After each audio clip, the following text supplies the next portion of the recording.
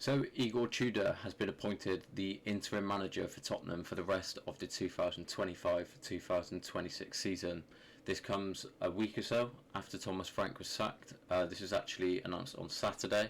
I've not really been following too much of, obviously know he's been appointed, but I've not watched any of the interviews or anything like that. I'm going to jump into him today and react, see the job that he's got in his hands and the best place to start with a win, which would definitely be this Sunday against them lot.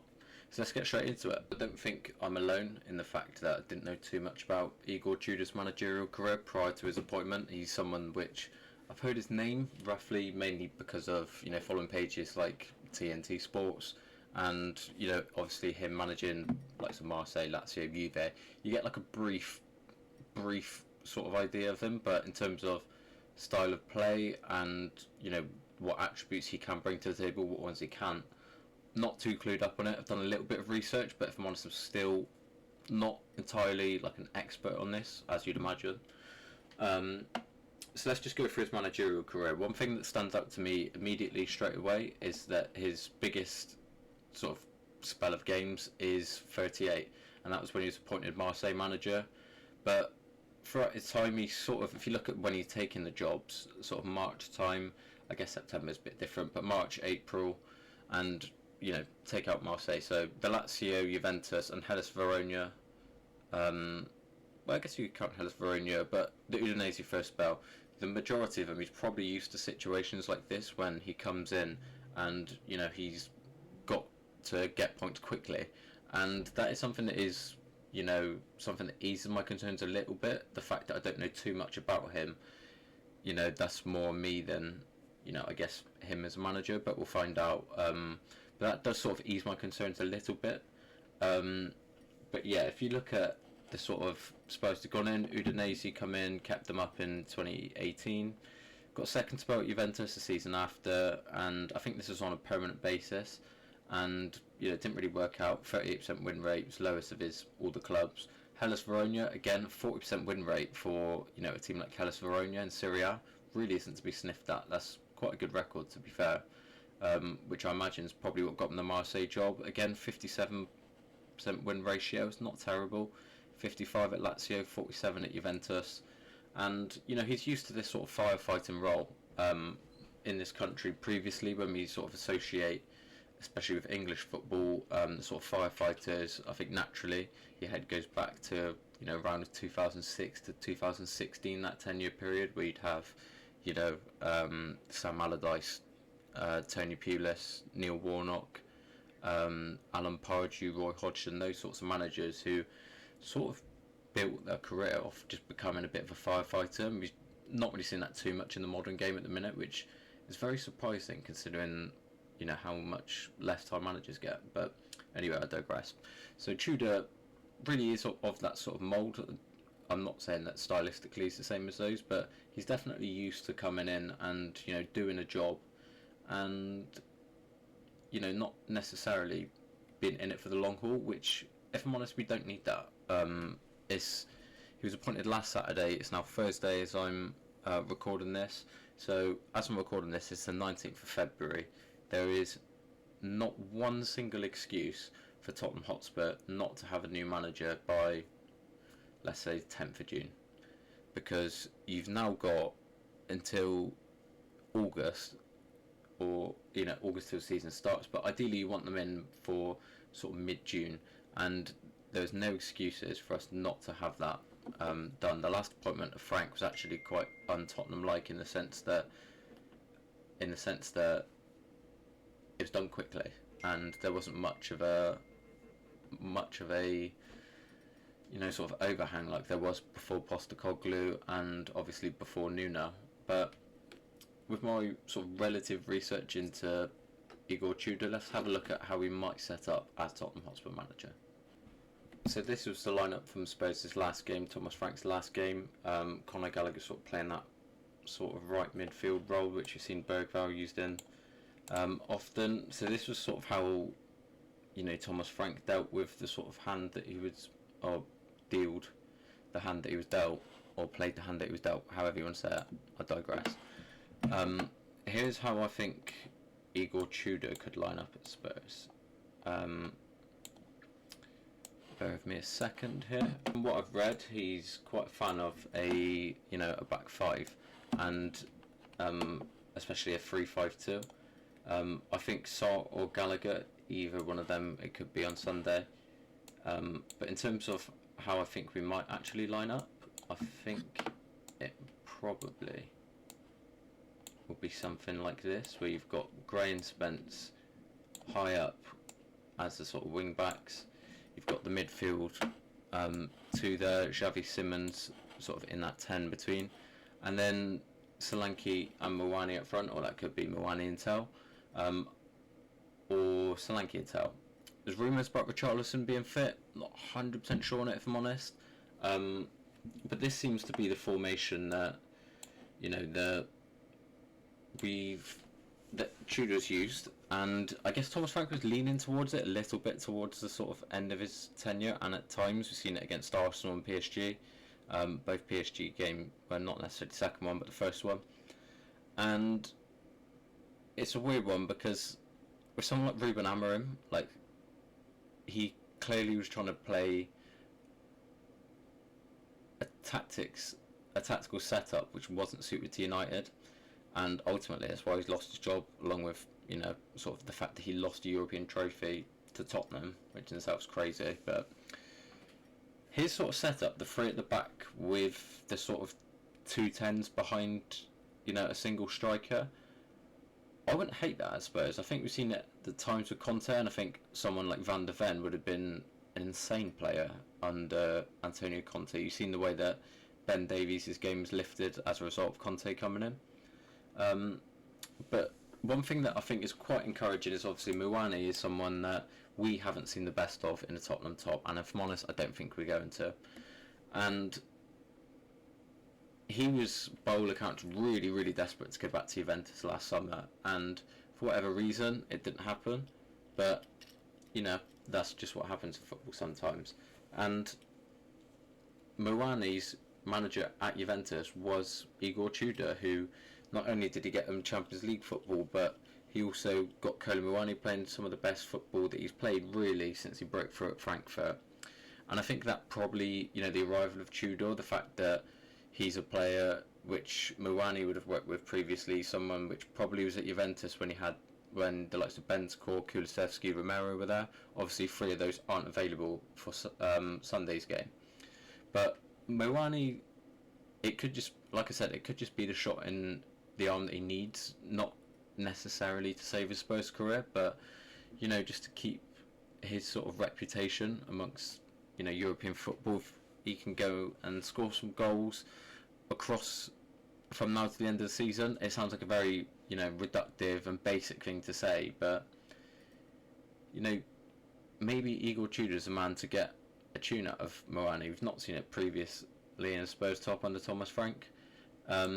One player I think will really, really benefit as well is Xavi Simons. So Simons is a player which he really got a lot of criticism in the first sort of half of the season, and he's quite slow to get going, but I feel like we saw glimpses in there in spite of Thomas Frank's tactical setup. And I think it was around like the Man United game, sort of late October, early November, where he just started to do it a bit more in the Premier League, and then he got his first goal against Brentford, one against Slavia Prague, and then all of a sudden he's building confidence. But I think the issue that Xavi Simons has had is the fact that we've just not played through him enough, and all the emphasis has been on getting the ball wide in the sort of normal setup when you'd have, I know this is grey here, but you'd have someone like Kudus, and quite often the ball would go, clip ball down the line to Kudus, and then Kudus would get it, and he'd look to sort of cross it into this area. More often than not, it's headed away and we get counter-attacked. And we become predictable and stale, and it was boring, and that's ultimately why Thomas Frank lost his job. That's why Vinay Venkatesham and Johan Lange have been sort of forced into this decision, even though it took them fucking ages. Xavi Simons, with Gallagher and Basuma behind him, with the likes of Van der Ven looking to come into these sorts of areas here. Not sure on Dragusin, maybe if it's Gray at centre back, he might come into those sorts of areas. I can see Paulinho sort of even if Van der Ven and Dragusin are a bit deeper, then Paulinho might step into midfield as that sort of middle centre back. But if we're playing through the middle more, if we're wanting to play more, attacking football, if I'm honest, I don't know too much about his style of play. I just know that he does like to set up in a 3-5-2. And yeah, I feel like Simmons, the more we get the ball to him, the better team we're going to be. And he's one of the players which at the minute I'm looking at in the squad and I'm thinking you cannot get injured, because you are alongside Solanke, but I wouldn't say Solanke has the same spark. One of the only attacking threats we've got on the team. Richarlison, rumours he could be back for Sunday, not 100% sure on that. I don't think we're in a position where, yes, we need players back, but, risking them and putting them back early and potentially risking further damage, I think is, an even dangerous precedent to set. But Simmons is a player which I'm so confident he's going to be a star at Tottenham, and it's quite a big claim, and I could be wrong. I hope I'm not, but players like Simmons, Wirtz, who've come from the Bundesliga, initially they took a bit of a battering, but they're starting to get settled to English football, settled to the Premier League, playing Tuesday, Wednesday, midweek, whatever, all of that sort of jazz. But he just seems like a player which is capable of stepping up and isn't scared of that. If you watch him, even when he was struggling, he'd leave the pitch and his top and his kit would be absolutely filthy. And for someone as diminutive as him, coming to a new league in a new team which is struggling, to have that character, to we've seen that off the pitch stuff in terms of how much he's sort of embracing the culture of Tottenham, visiting local pubs with Ledley King and Michael Dawson, posing with retro shirts. Easy small wins, but ultimately then what you judge a player's sort of buying into is on the football pitch, because that's obviously what they're there for. And Simmons has really taken some big tackles this year and has been fouled a lot of times where it's not been given, and he could easily stand there and be on the halfway line throwing his arms up and then walking back, but he's not. He's always looking to get back, and he's going to be so key to keeping us in the division.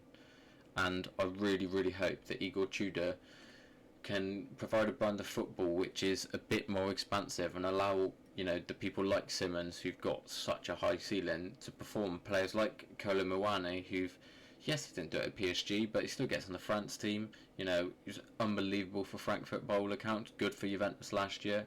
Players like that, even though I'm fairly made up my mind on Kolo Muani, I'm also thinking, well, we didn't get the whole story in terms of how good these new additions are under Thomas Frank. And I feel like even Mohamed Kudus, I feel like if our next managerial appointment is a lot more attacking, I think he's gonna get a lot better in terms of goals, assists, general impact on the game. Wilson Odegaard the exact same.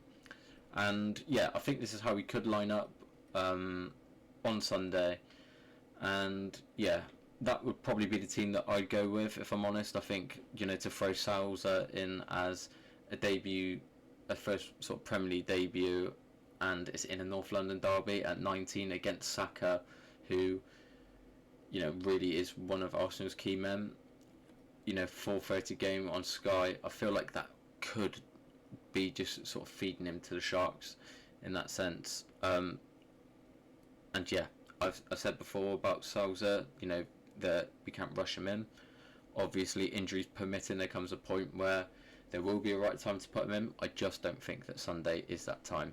But let's, stop talking about what we don't know and look at what we do know, and look at Igor Tudor's first sort of interview as Tottenham manager. And this is the first time I'll be seeing it. I've literally stayed off of social media completely since he was appointed.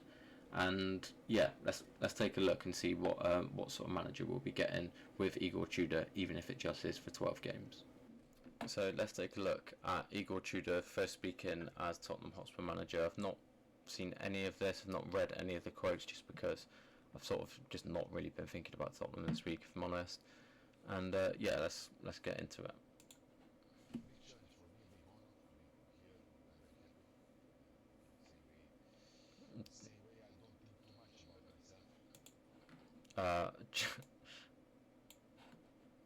If ever there was an image to sum up Tottenham, obviously he says he's very happy, and as you can see, he's absolutely delighted to be here.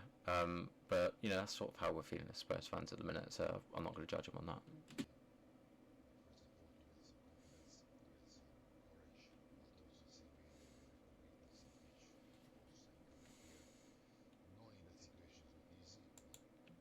So I think that's quite interesting, the fact that he brought up that we need to show courage, and it feels like a team which really, really is lacking confidence right now. And I'm interested to see what that means by courage, whether that's valiant defending, just sort of maybe it's something as tangible as just the way you go into a tackle, or just playing with a bit more confidence. And I'm hoping it's the latter, but yeah, let's see.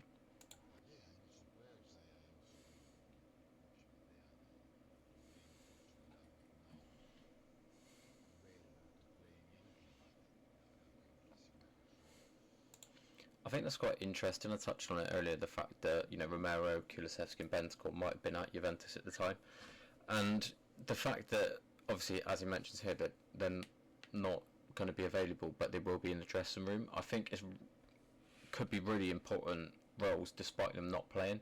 That Igor Tudor would have someone like Kulusevski, Kolo Muani, Bentancur. I think Romero might have been there, but he could well have been out on loan.